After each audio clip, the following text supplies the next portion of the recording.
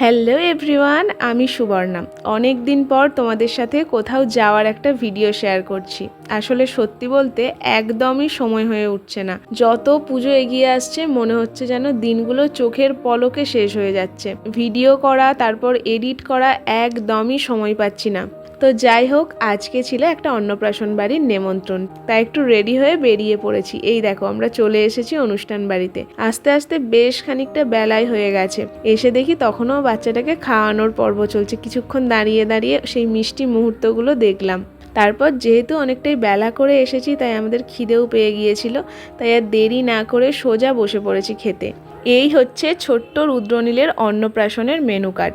শুরুতেই পাতে পড়ে গেছে আলু ভাজা, এরপর ভাত, শুক্তো, ডাল, আর সাথে ছিল ফুলকপি চিংড়ি, যেটা কিন্তু খেতে সত্যি দারুণ হয়েছিল। এরপর গরম গরম চিকেন। আসলে দুপুরের দিকে অতিরিক্ত হাবিজাবি না রেখে এইরকম সিম্পল আর ঘরোয়া মেনু হলে কিন্তু বেশ তৃপ্তি করে খাওয়া যায়। আর শেষ পাতে ছিল চাটনি, পাঁপড়, পায়েস, মিষ্টি আর সন্দেশ। আর সবার শেষে কিন্তু আইসক্রিমও ছিল। খাওয়া দাওয়া সেরে শেষে ছোট্ট রুদ্রনীলকে একটু কোলে নিয়ে ছবি তুলছিলাম। আজকের এই ছোট্ট মিনি ব্লগটা কিন্তু এই পর্যন্তই। কেমন লাগলো অবশ্যই কমেন্ট করে আমাকে জানিয়ে যেও। বাই।